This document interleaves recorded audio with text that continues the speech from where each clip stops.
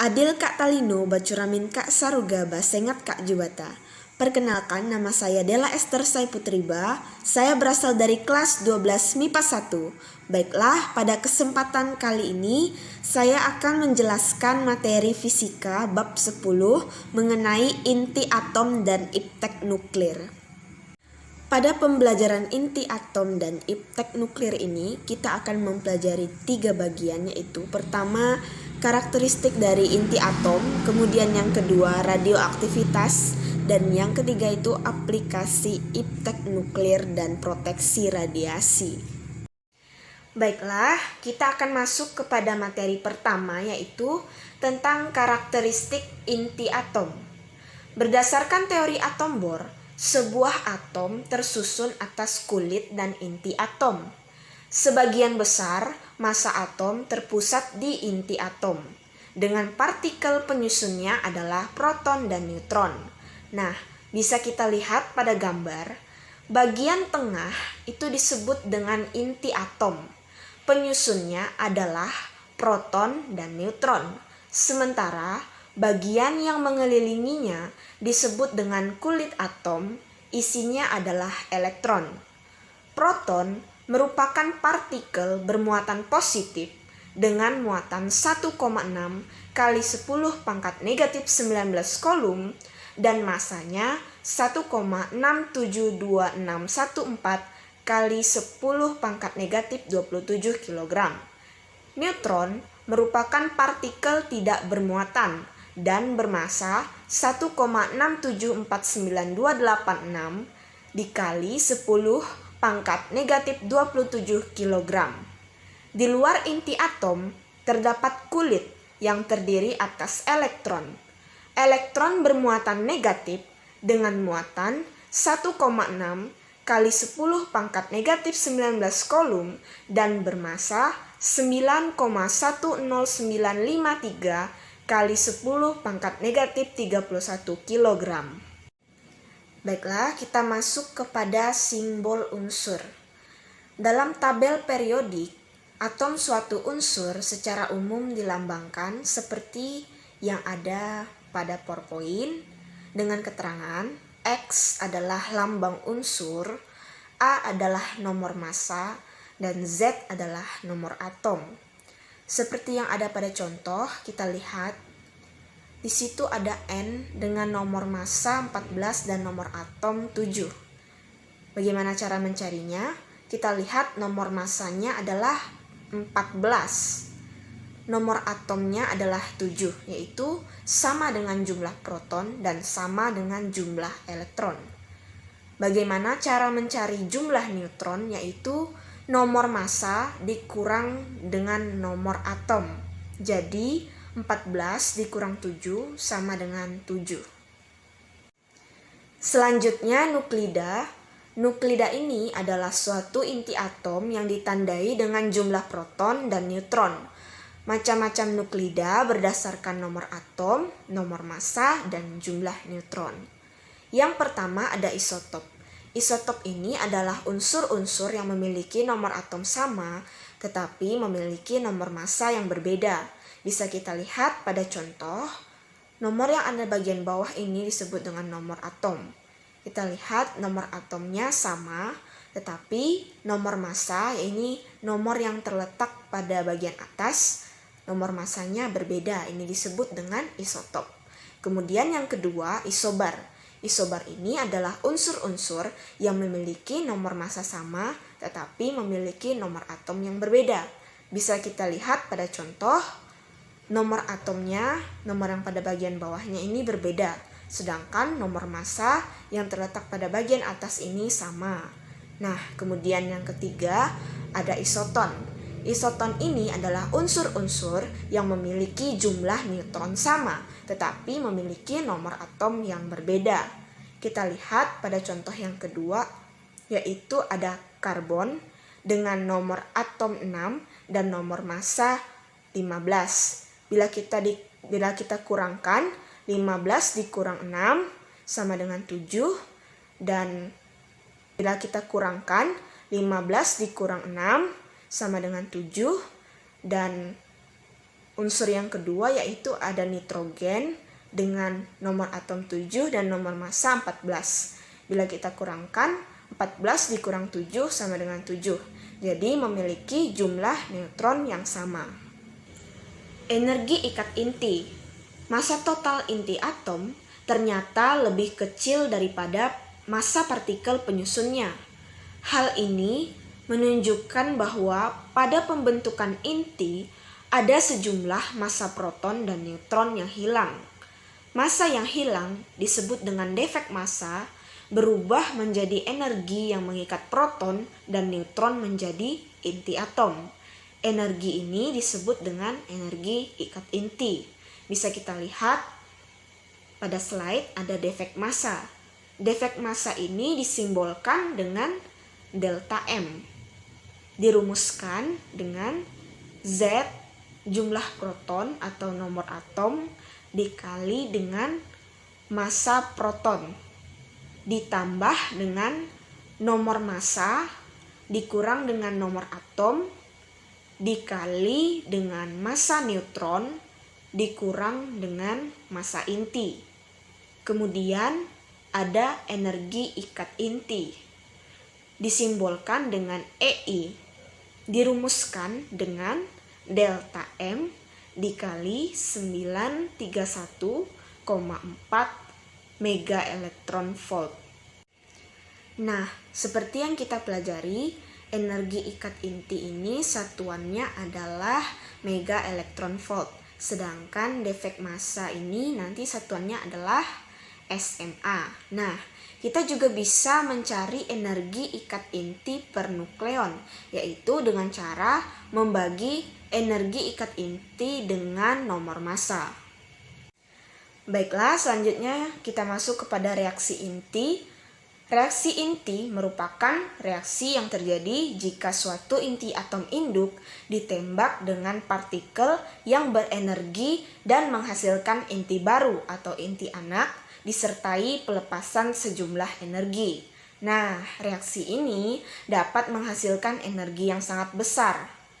Nah, bisa kita lihat di sini ada skema dari reaksi inti, yaitu apabila sebuah inti atom, di situ ada A ditambah X, apabila ditembak dengan partikel sehingga menghasilkan inti anak atom, di situ ada Y ditambah B dan melepas energi E.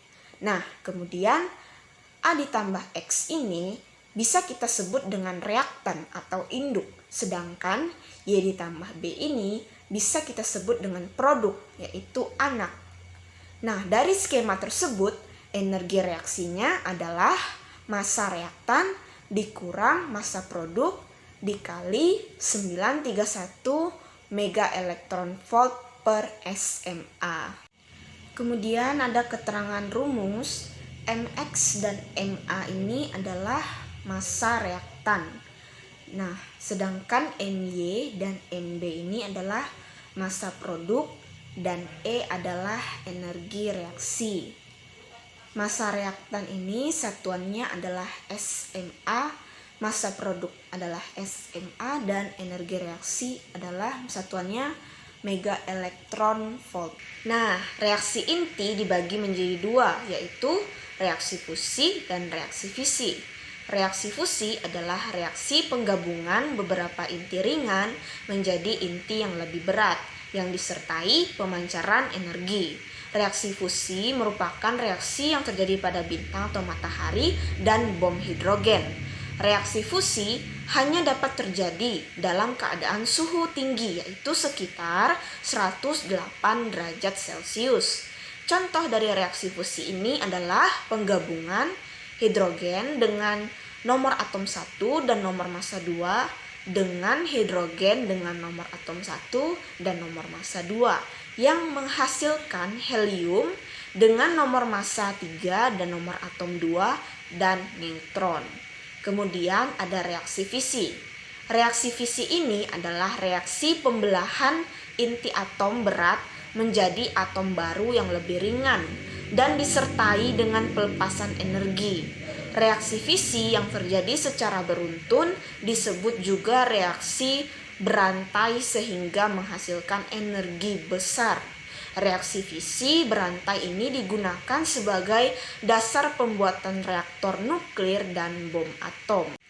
Baiklah, selanjutnya kita masuk kepada materi spektrum atom hidrogen. Spektrum hidrogen ini adalah susunan pancaran dari atom hidrogen saat elektronnya melompat atau bertransisi dari tingkat energi tinggi kulit luar ke tingkat rendah kulit lebih dalam. Transisi ini akan menghasilkan pancaran cahaya atau foton dengan panjang gelombang yang berbeda, tergantung dari seberapa besar selisih energi antar kulit. Susunan pancaran dari atom hidrogen dibagi menjadi beberapa rangkaian spektral dengan panjang gelombang yang dihitung formula Rydberg. Johann Balmer pada tahun 1885 ia mengemukakan bahwa eksperimennya menunjukkan bahwa panjang gelombang semua garis spektrum atom hidrogen ini bisa diungkapkan dengan rumus empiris, yaitu 1 per lambda sama dengan R dikali 1 per 2 pangkat 2 dikurang 1 per N pangkat 2, dengan R ini adalah konstanta Rydberg. Nah, sedangkan Balmer dan Ritz mengemukakan rumus yang lebih umum, yaitu 1 per lambda sama dengan R dikali 1 per M pangkat 2 dikurang 1 per N pangkat 2. Nah, seperti yang kita tahu. Nah, untuk keterangan rumusnya, seperti yang kita ketahui, lambda itu adalah panjang gelombang spektrum atom hidrogen atau satuannya ialah meter. Nah, sedangkan M di sini ialah bilangan kuantum utama dan N di sini adalah kulit tujuan. Nah, kita masuk kepada materi. Ada beberapa spektrum lain yang dihasilkan oleh atom hidrogen. Yang pertama di sini ada deret Lyman, terbentuk pada transisi elektron dari kulit luar menuju kulit dasar lintasan elektron. Deret ini terletak pada spektrum cahaya ultraviolet dengan rumus 1 per lambda sama dengan R dalam kurung 1 per 1 pangkat 2 dikurang 1 per M pangkat 2. Nah, bisa kita lihat di sini N-nya adalah 1 yang menunjukkan bahwa ia adalah kulit dasarnya. Yang kedua ada deret Balmer, terbentuk pada transisi elektron dari kulit luar menuju kulit kedua lintasan elektron. Deret ini terletak pada spektrum cahaya tampak. Bisa kita lihat rumusnya di sini N-nya adalah 2 ya. 1 per lambda sama dengan R dalam kurung 1 per 2 pangkat 2 dikurang 1 per M pangkat 2. Nah, yang ketiga ada deret Paschen, terbentuk pada transisi elektron dari kulit luar menuju kulit ketiga lintasan elektron. Deret ini terletak pada spektrum cahaya inframerah 1. Nah, dengan rumus N-nya di sini adalah 3, jadi 1 per lambda sama dengan R dalam kurung 1 per 3 pangkat 2 dikurang 1 per M pangkat 2. Kemudian yang keempat ada deret bracket, terbentuk pada transisi elektron dari kulit luar menuju kulit keempat lintasan elektron. Deret ini terletak pada spektrum cahaya inframerah 2. Nah, bisa kita lihat N-nya di sini adalah 4. Jadi rumusnya 1 per lambda sama dengan R dalam kurung 1 per 4 pangkat 2 dikurang 1 per M pangkat 2. Nah, kemudian yang terakhir deret Pfund, terbentuk pada transisi elektron dari kulit luar menuju kulit kelima lintasan elektron. Deret ini terletak pada spektrum cahaya inframerah 3. Jadi N-nya di sini ialah 5 ya. Jadi rumusnya menjadi 1 per lambda sama dengan R dalam kurung 1 per 5 pangkat 2 dikurang 1 per M pangkat 2. Baiklah, kita masuk kepada contoh soal. Nah, apabila massa inti karbon nomor atomnya 6, nomor massanya 12, massa proton 1,00783 SMA dan massa neutronnya 1,00866 SMA, berapakah energi ikat inti tersebut? Nah, cara mencarinya kita menentukan defek massa. Rumusnya delta M sama dengan Z dikali massa proton ditambah nomor massa dikurang nomor atom.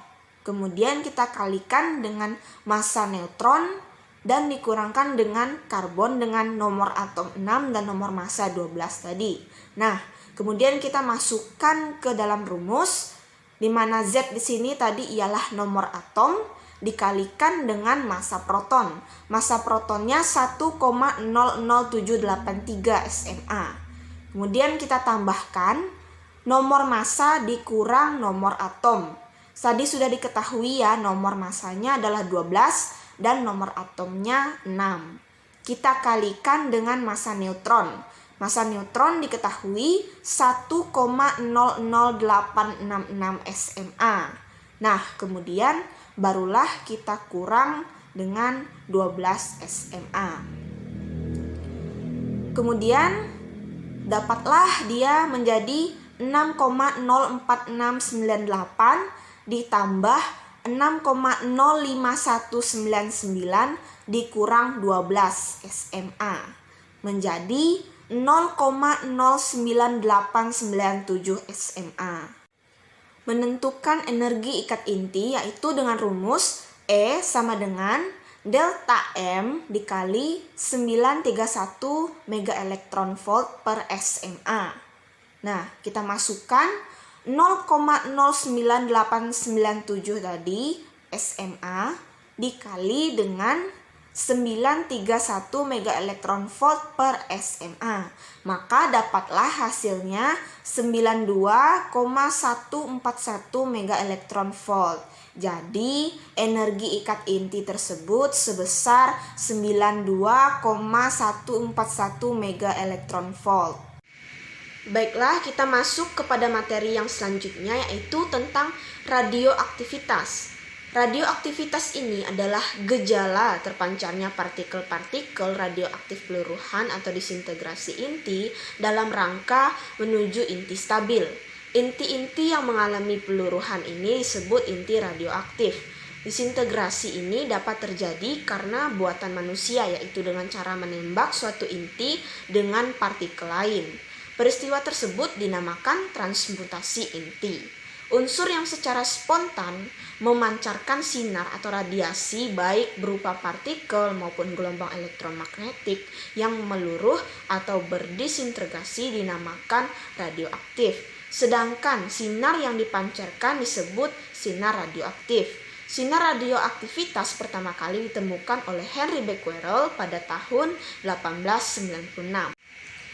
Baiklah, kita masuk kepada materi sinar-sinar radioaktif. Ada 3 jenis sinar radioaktif yang dihasilkan dari peluruhan inti radioaktif. Sinar-sinar tersebut yaitu sinar alfa, sinar beta, dan sinar gamma. Yang pertama, sinar alfa. Radiasi alfa terbentuk saat suatu unsur radioaktif memancarkan partikel alfa dan membentuk unsur baru dalam proses yang disebut peluruhan alfa. Sinar alfa mempunyai sifat-sifat sebagai berikut. Yang pertama, sinar alfa ini merupakan inti atom helium yang bermuatan positif. Besar muatannya 2 kali muatan elektron. Seperti yang kita tahu, muatan elektron itu 1,6 kali 10 pangkat negatif 19. Jadi kita kalikan 2. Dan masanya plus minus 4 SMA. Sinar alfa ini memiliki 4 nukleon, 2 proton, dan 2 neutron. Yang kedua, dapat menghitamkan plat film yang dilewatinya. Yang ketiga, dapat membelok di dalam medan listrik dan medan magnet. Yang keempat, memiliki daya ionisasi paling kuat dibanding sinar radioaktif lainnya. Yang kelima, memiliki daya tembus paling lemah di antara sinar radioaktif lainnya. Yang keenam, berjangkauan beberapa sentimeter di udara dan 10 pangkat negatif 2 mm di dalam logam. Nah, yang terakhir, laju di udara itu plus minus 0,054 sampai dengan 0,07 kecepatan cahaya. Baiklah, kita masuk ke sinar beta yang kedua. Inti tidak stabil yang memiliki jumlah neutron lebih banyak daripada jumlah protonnya akan memancarkan partikel beta. Pada peristiwa pemancaran beta, terbentuk sinar beta yang dapat berupa elektron, bisa jadi bermuatan listrik negatif, atau positron, dia bermuatan listrik positif. Sifat-sifat dari sinar beta sebagai berikut. Yang pertama, sinar beta merupakan elektron berenergi tinggi berasal dari inti atom, bukan dari kulit atom, dan bermuatan 1,6 kali 10 pangkat negatif 19 kolom. Dan yang kedua, dapat membelok dalam medan magnet dan medan listrik. Yang ketiga, daya tembusnya lebih kuat dari daya tembus sinar alfa, tetapi daya ionisasinya lebih lemah dibanding sinar alfa. Yang keempat, laju di udara plus minus 0,32 sampai 0,9 kecepatan cahaya. Yang kelima, jangkauan di udara dan logam lebih jauh dibanding sinar alfa. Yang ketiga, sinar gamma. Sinar gamma merupakan radiasi gelombang elektromagnetik yang dipancarkan oleh inti atom tereksitasi. Inti yang memancarkan sinar Y memiliki nomor massa dan nomor atom tetap. Sifat-sifat sinar Y sebagai berikut. Yang satu, sinar Y tidak bermuatan listrik sehingga tidak membelok dalam medan listrik maupun dalam medan magnet. Yang kedua, memiliki daya tembus paling kuat, tetapi daya ionisasinya paling lemah di antara sinar radioaktif yang lain. Yang ketiga, sinar Y merupakan radiasi gelombang elektromagnetik sehingga lajunya sama dengan laju cahaya. Selanjutnya yaitu materi mengenai interaksi sinar radioaktif dengan bahan. Yang pertama ada serapan atau pelemahan. Jika seberkas sinar radioaktif dengan intensitas I0 dilewatkan pada sebuah keping dengan tebal X, intensitas sinar radioaktif itu akan melemah secara eksponensial atau mengalami penurunan intensitas sesuai persamaan I sama dengan I0 dikali eksponen pangkat negatif mu X atau I per I0 sama dengan 1/2 pangkat X per HVL. HVL di sini adalah half thickness atau tebal paruh. Jadi bisa kita lihat di PowerPoint, di situ ada keterangan dari rumusnya. Nah, kita masuk kepada materi selanjutnya yaitu ketebalan paruh atau half thickness atau HVL. Jadi di sini HVL ini memiliki rumus tersendiri ya. Pada suatu kondisi, intensitas sinar radioaktif setelah melewati bahan menjadi setengah dari intensitas mula-mula. Tebal keping bahan yang mengakibatkan intensitas yang keluar setengah dari semula dinamakan lapisan harga paruh atau half value layer atau HVL atau ketebalan paruh atau half thickness. Persamaannya sebagai berikut. HVL sama dengan 0,693. Di sini ada keterangan rumus. HVL di sini tadi sudah disebutkan bahwa HVL itu adalah ketebalan paruh dan mu di sini adalah koefisien pelemahan bahan. Selanjutnya, peluruhan radioaktif. Peluruhan atau rarasan ini merupakan perubahan spontan dari satu nuklida induk menjadi satu nuklida anak yang mungkin bersifat radioaktif atau tidak dengan memancarkan satu atau lebih partikel atau foton. Yang pertama ada aktivitas radioaktif. Proses peluruhan radioaktif akan terus berlangsung hingga dihasilkan inti yang stabil. Laju peluruhan inti radioaktif disebut sebagai aktivitas radioaktif yang dirumuskan dengan R sama dengan lambda dikali N, di mana R di sini adalah aktivitas radioaktif, lambda di sini adalah konstanta atau tetapan peluruhan, dan N di sini ialah jumlah inti atau partikel. Dengan N sama dengan mol dikali bilangan Avogadro, kemudian diturunkan lagi rumusnya menjadi massa dibagi massa atom relatif, kemudian dikali dengan bilangan Avogadro. Nah, satuan R dalam SI dinyatakan dalam becquerel atau Becky ya di sini. Pada kenyataannya aktivitas radioaktif sangat tinggi sehingga digunakan satuan lain seperti Curie dan Rutherford.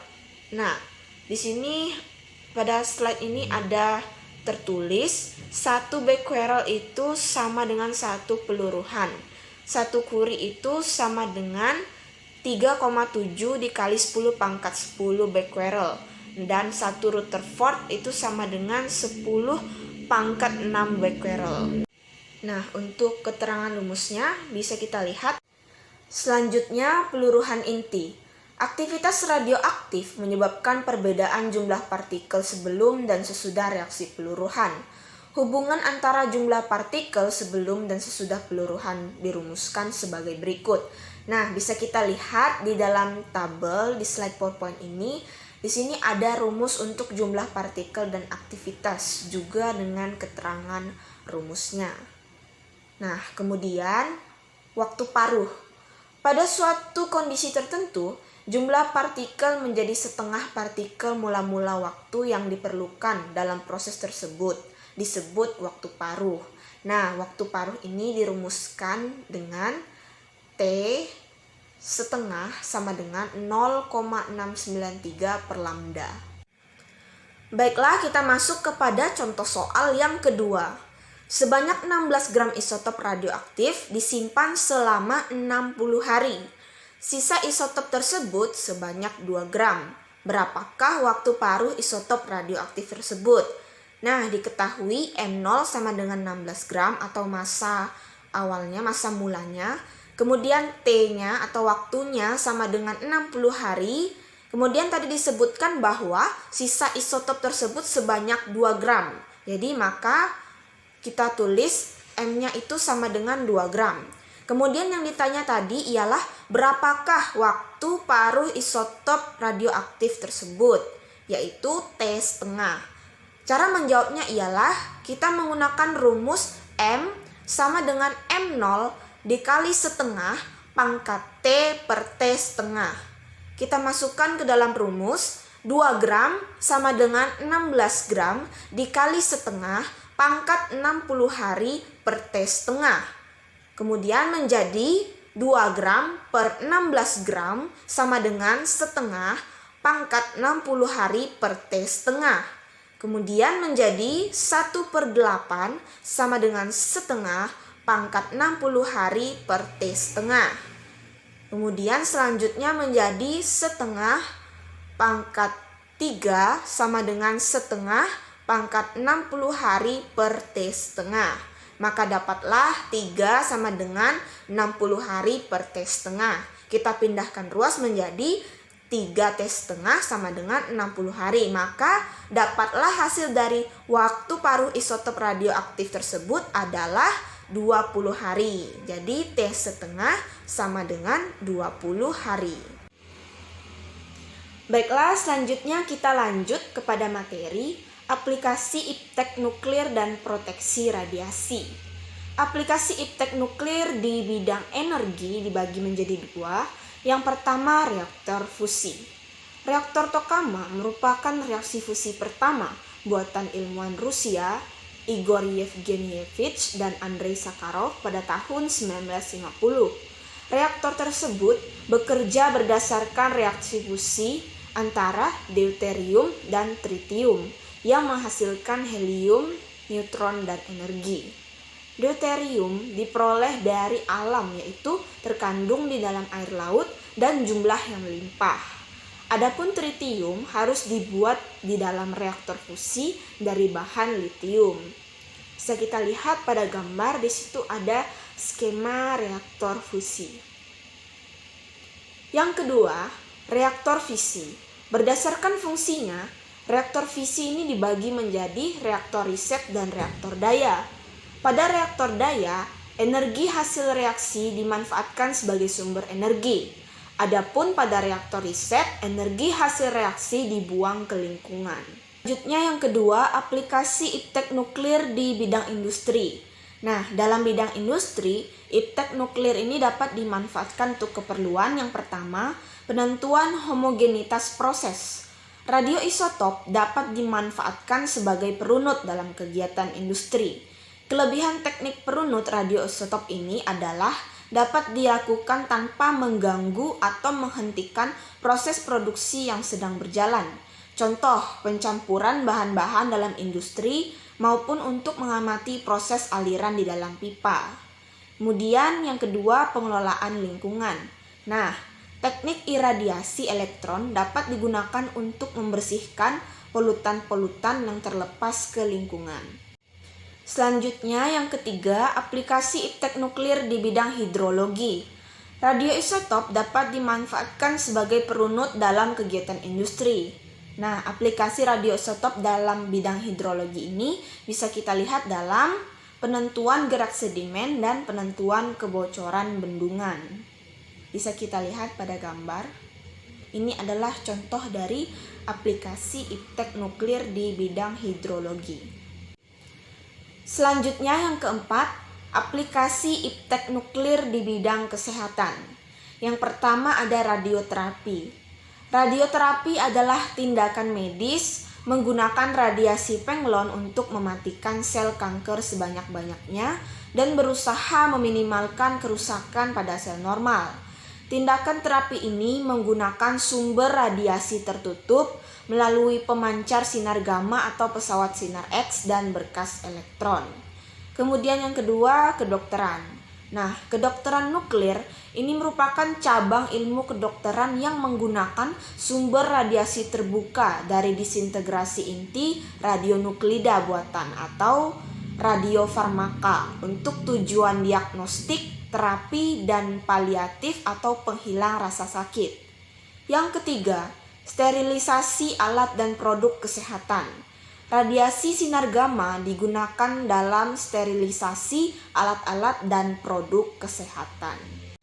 Baiklah, selanjutnya yang kelima, ada aplikasi iptek nuklir di bidang pangan, itu dibagi menjadi dua. Yang pertama, pengendalian hama dengan teknik serangga mandul atau TSM, dan yang kedua itu efisiensi pemupukan.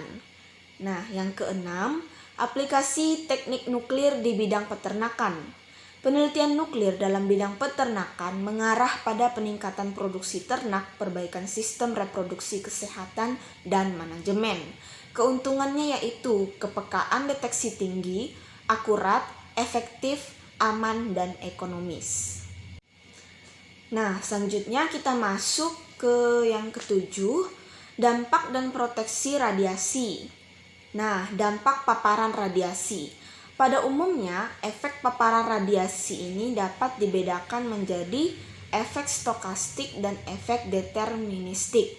Efek stokastik adalah efek yang timbul pada sistem biologi, baik sel maupun molekul yang tidak mempunyai ambang batas tertentu.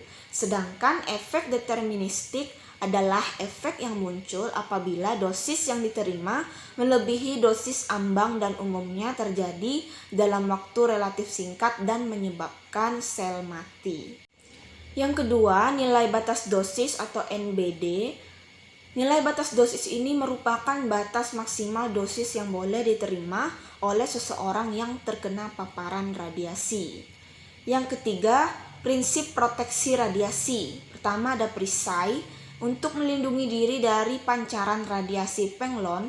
Yang kedua jarak, untuk mengurangi resiko terkena paparan radiasi, posisikan diri jauh dari sumber radioaktif. Yang ketiga waktu, mengurangi waktu berada di sekitar sumber radiasi. Baiklah, kita masuk kepada pemanfaatan iptek nuklir dalam kehidupan sehari-hari. Nah, para peneliti Indonesia berhasil menggunakan isotop radioaktif untuk mendayagunakan pakan yang sama akan dapat dikonsumsi oleh lebih banyak ternak. Namanya adalah Urea Molasses Multinutrient Block atau yang disingkat UMMB, yang telah digunakan oleh para peternak di Jabar, Jateng, dan kawasan timur Indonesia khususnya NTB. Baiklah, sekian materi yang dapat saya sampaikan, kurang lebihnya mohon dimaafkan. Adil Kak Talino, Bacuramin Kak Saruga, Basengat Kak Juwata. Terima kasih.